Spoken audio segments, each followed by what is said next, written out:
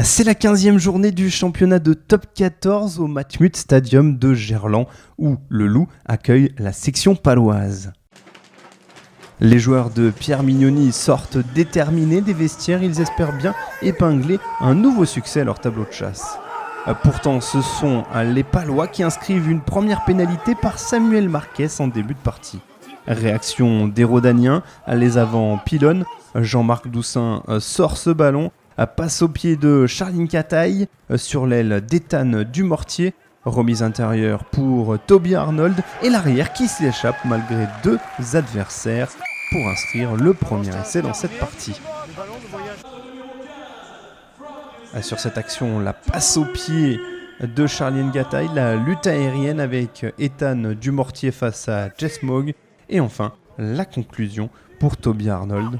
Un essai transformé par Jean-Marc Doussin, 7-3 en faveur du Loup. Les Palois dans l'avancée en réaction avec la tentative de l'ouvreur Thibaut Debaes dans la défense lyonnaise. Il est repris sur la ligne. Noah Naikatassi a mis les mains sous le ballon. Une action vérifiée par l'arbitrage vidéo.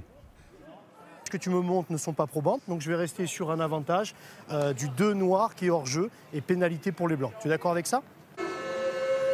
L'essai refusé, mais en revanche, la faute de Michael Ivaldi est sanctionnée par 3 nouveaux points de Samuel Marquez. Le Loup mène 7-6 devant la section paloise à la pause. En début de deuxième période, Samuel Marquez ajoute une pénalité côté béarnais et les Palois mènent ainsi 7-9. Puis ils ont une nouvelle occasion de scorer sur cette faute de Jérémy Mauroir. Samuel Marquez engrange 7-12 alors que l'heure de jeu approche. 11 bleus hors jeu. Justement, à la 60e minute, c'est Baptiste Couillou qui décide de dynamiter à la défense béarnaise en jouant rapidement à la main une pénalité. Charge du troisième ligne Théo William, puis ballon ramassé par Jérémy Mauroir. Le talonneur est à la conclusion de ce mouvement.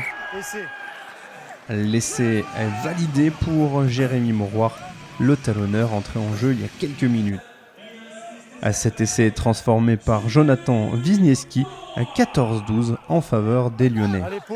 Mais les Béarnais réagissent à nouveau et reviennent s'installer dans les 22 mètres adverses. Ils inscrivent une première pénalité par Antoine Astoy, puis récupèrent une seconde pénalité.